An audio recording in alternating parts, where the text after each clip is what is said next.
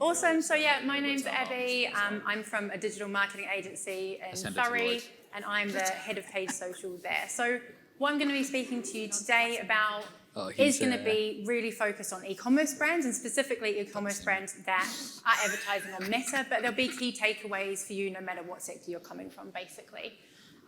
It's going to be a bit of a playbook for preparing for Q4 now. It's going to be based on practical, proven advice, and because it's me, it's going to have quite a lot of gifts and quite a lot of sass. So let's get into it. If I knew what Q4 2023 was going to look like, I wouldn't be standing here talking to you guys. I'd be on a private island somewhere in the Bahamas, because if you knew that, it would be an absolute goldmine, right? Nobody knows how it's going to turn out. Everything feels a little bit chaotic at the moment in the world. We don't really know what normal looks like. We've had COVID messing everything up. We've had war in Ukraine, and now we've got this cost of living crisis going on. Everything feels like a bit doom and gloom and a bit panicky. So we really don't know how that's going to affect Q4 Black Friday e-commerce. But something that I take quite a lot of hope in is this concept called the lipstick index, which is basically that even in times of economic hardship, people will still be treating themselves. If you've seen Parks and Rec, you'll know this episode where it's all about treating yourself. But it's not just about cosmetics, although that was proven that in times of recession, cosmetic sales go up. It's actually globally pervasive across genders, incomes, and generations. So this is a really interesting article from Deloitte. I definitely recommend reading the whole thing. But basically it says that 77% of people bought something for themselves as a treat themselves thing, even though only 42% of people really thought that they could afford to spend on joy. So people are spending differently, but they are still spending. It's all about how you position yourself moving forward. So stay with me here. I feel like when we talk about account admin, people really switch off, but we really want to be avoiding any super hectic situations that happen when you don't have this down packed. Now, if you've ever been unfortunate enough to have your business manager hacked, you'll know that the typical play-by-play is Gmail and Hotmail addresses start getting added, people's permissions start getting changed, people start getting booted off, and it's chaos. And then they'll run ads through your ad account directly and rack up a spend there. And then hopefully you can go to support with Meta and get that money back. But it's getting more clever like every day. And we had a business get in touch with us a few months ago for exactly this. So they had a graphic designer added to their business manager account who didn't have two-factor authentication on. I'm going to say 2FA because that is an absolute tongue twister. So they didn't have 2FA on, and they got hacked that way. So that was their kind of point of entry. And they started doing the typical thing of kicking people off and changing admins and all of that, but they didn't run ads through their ad account. They added lines of credit onto their business manager. And they added a lot of lines of credit to over 50 different businesses all across the world, and they racked up an ad spend of about £800,000. To this day, that company has not had that money refunded, and it's actually going to legal. And it's because of this change in the advertising policies in Meta, which I believe happened in 2021. So it reads like, you are responsible for maintaining the security of your advertising account, and you understand that you're going to be charged for any orders that are placed on or through your advertising account. It takes the onus off Meta and onto you to make sure that your account is in the best, most secure position possible. So how do you stop that from happening? How do you get yourself in the best position possible? Definitely be checking through these things. So every single person should have 2FA on, like without question. You should only have trusted emails attached to your business manager. So if you're in-house, then it's only in-house emails. And if you're working with an agency, you can have them as well. Always have more than one administrator on your account. That also means that when there's big changes, you can have double verification going on, and remove access. So if somebody stops working for you, take them off. If you stop working with an agency, take them off your account. I can't tell you how many accounts I still have access to that I shouldn't. And it's just another path for hackers to get into your account. So get yourself set up in a way that you have the least likelihood of being hacked. Another thing I would add to this is have a form, a sheet somewhere that has all of your critical information there, your ad account ID, your business manager ID, who's on there, their names, their email addresses, and who is an account admin, because you are going to be asked all of those questions by Meta if you do get hacked and booted out. So have that somewhere that's external from the Meta platform so that you can access it. Right, so we've had a couple of really great talks around like feeding data back in and the difference that makes with Google, but it also makes a massive difference on Meta as well. So feeding that Meta beast is super important, like now more than ever really, with how we're using machine learning.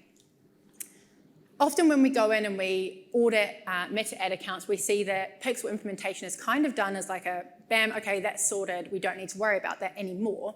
But it's definitely something that you should be checking regularly. So you should be using Google's Chrome extension, using the Meta Pixel helper to see if anything's fallen off and if your tracking is still working properly. There's often a bit of a miscommunication between developers and people that are running paid social, for example. So if changes are being made on your website, which they probably are, maybe without your knowledge, just be checking through that you're not missing any data and that everything is being pulled through correctly. You might need a developer to fix things, or if you're using Google Tag Manager for your pixel implementation, which I definitely recommend, you can fix it yourself.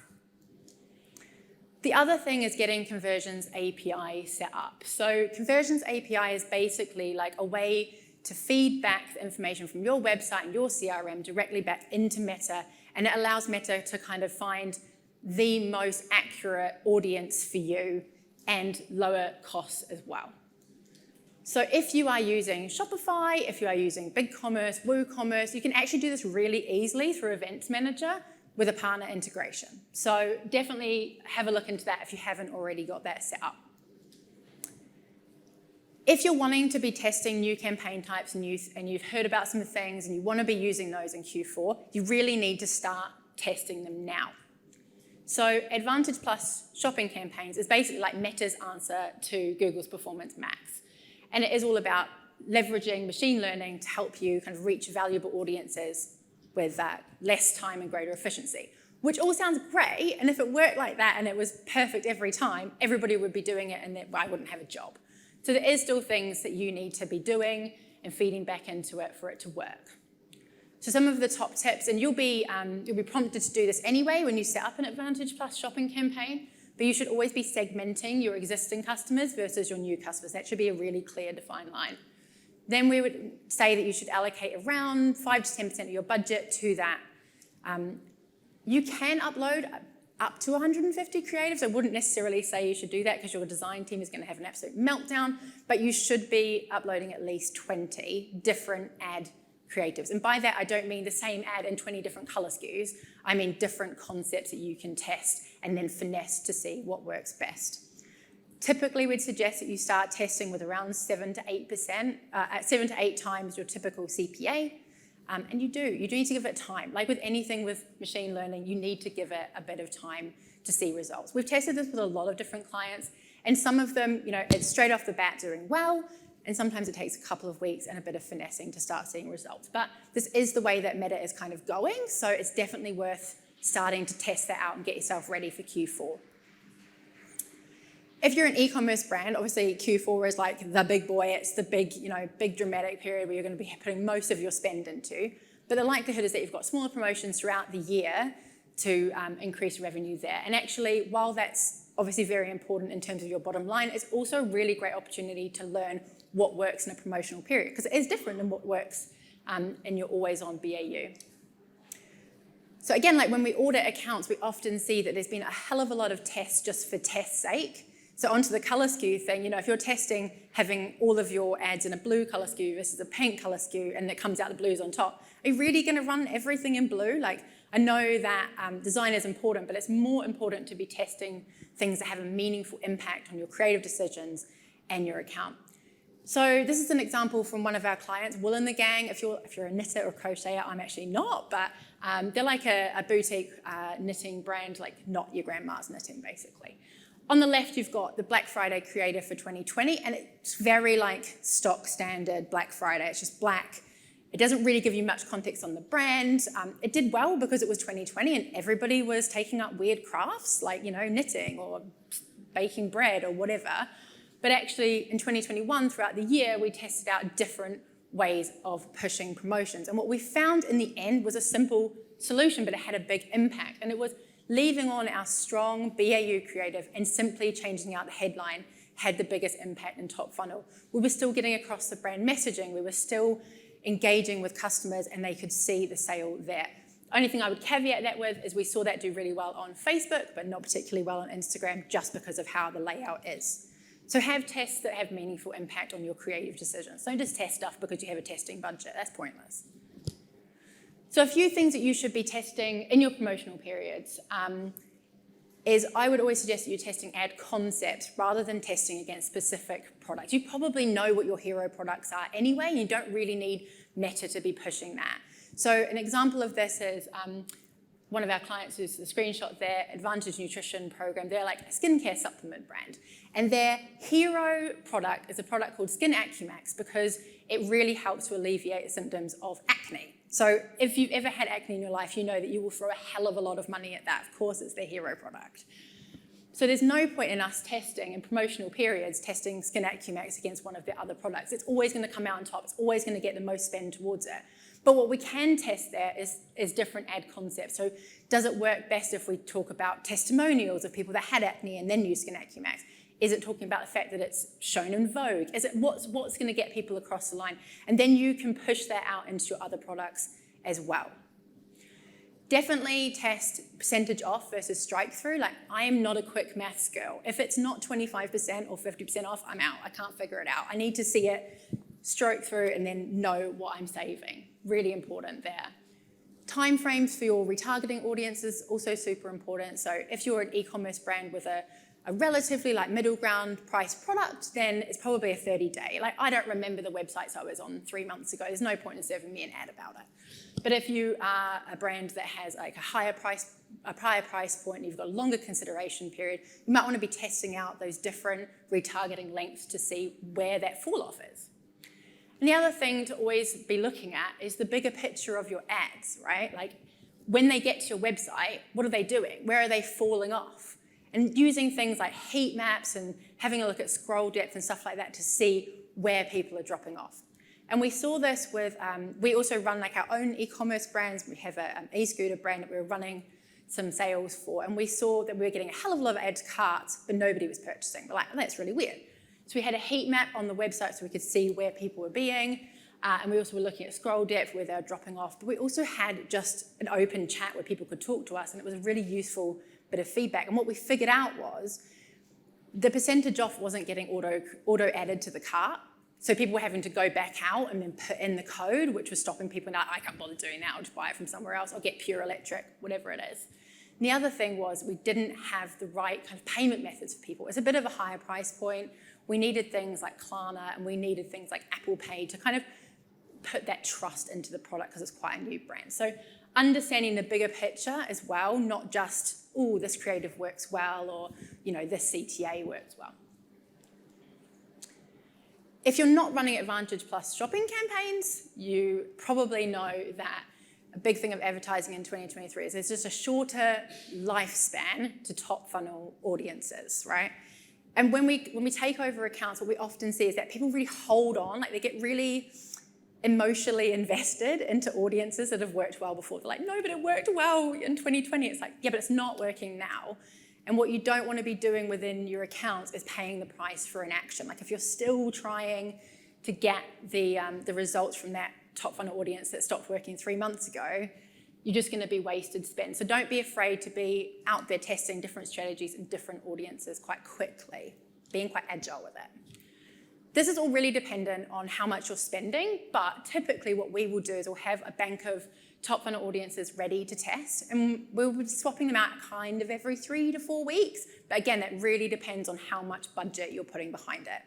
We'll have an Excel sheet, a Google sheet on which audience worked well, and we'll make a note of which ones worked well, especially in promotional periods. So then we have a playbook of what we can kind of resurrect in Q4 as well.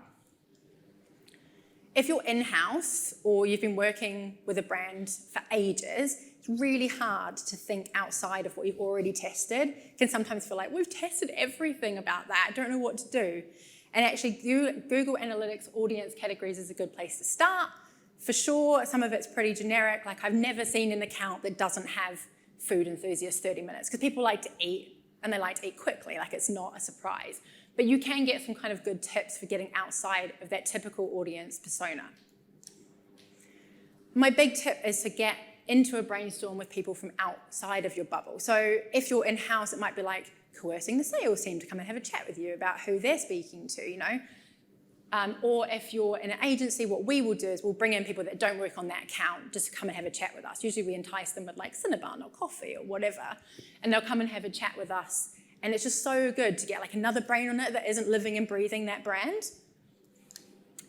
A real life example of this is we worked with a British makeup brand that had a really hefty Q4 spend that they needed to get a good return on. And we had kind of exhausted all of the really obvious like cosmetics, top funnel interest-based targeting. So we'd done like the competitors, we had done all of that, and we just weren't seeing the results we wanted. We needed much more top funnel audiences to be able to scale that account for Q4. And my colleague, Ellie, was looking through it and she said, hey, like I'm seeing that they're posting a lot of like fun meme content around like cult classic chick flicks. So you think like the Heathers, Clueless, Legally Blonde, like all of that like cutesy, and it has a real like certain vibe to it. So we did an audience based around that, and it was our best performer in that Q4, and it continued to be the best performing top funnel audience for about 9 months. And it wasn't necessarily a nod to them purchasing the product, but it was a nod to who they are and the genre that they kind of fit in, and it worked really well. We also tailored the ads to be more like those films, which worked really well as well. So we had a bit of fun with that.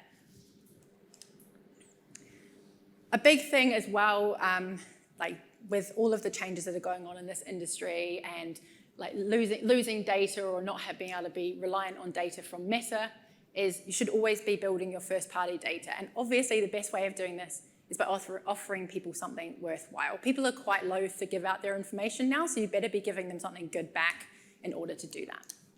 So we test this out in terms of like new products and collection launch access, seasonal competitions, all the key USPs of signing up for the newsletter. So I go like 10% to 15% off.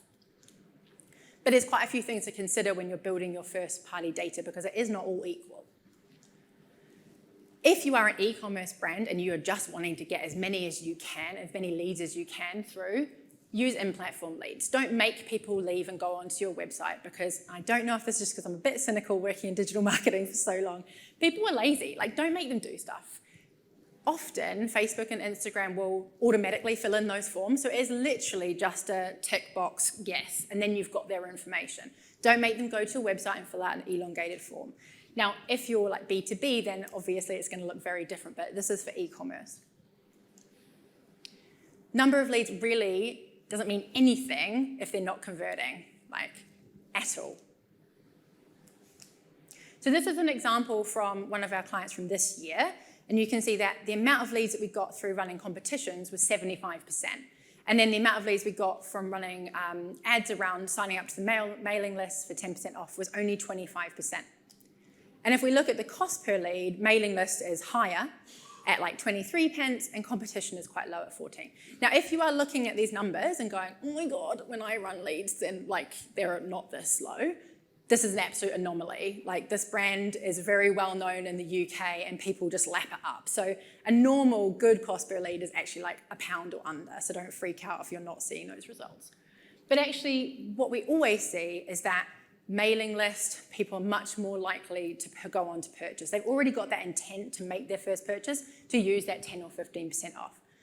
So you might be thinking like, oh, why? Why would I bother running competitions then? Why would I just get leads for leads' sake? But if you are clever and you segment your data in the right way and take people on the right journey, you can leverage each audience in a different way. So you are going to see a lower number of purchases through competitions, but competition leads, what we found, are much more likely to purchase in heavy sale periods.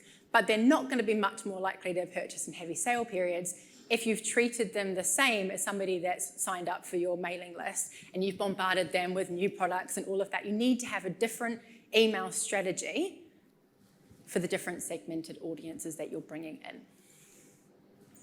And you really need to have a clear approach of how you're going to tackle comments. Like, this, I hate to say, is pretty normal standard practice for what we see when we run competitions on Meta ads, and it's like really heart-wrenching. So you need to know like what you're going to reply to, what you're not going to reply to, what you're going to delete, because people probably still see that. But honestly, it's just people don't really understand that competitions on Meta are completely randomized. Like, it's not, I'd love to give her a prize, but it's not going to happen.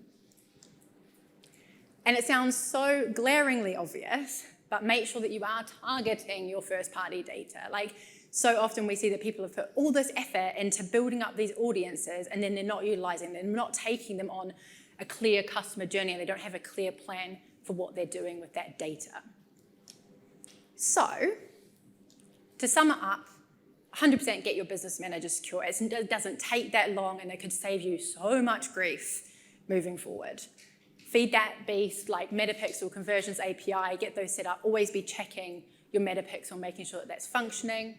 Start testing now, like if you're wanting to test out a new strategy, if you're wanting to test out a new campaign type, really you should be doing that now and not in October or November, Lord forbid. Use every single promotion as an opportunity to learn and take learnings into your bigger sale periods. Continually test your top funnel audiences and build your own first-party data, and please utilize it in a good way. Basically, all we can do is be as prepared as we can be. Nobody knows. And if somebody tells you they know what Q4 2023 is going to look like, they're lying. But you've got this, don't worry about it. Thanks so much. Come and say hi. Yeah, thank you.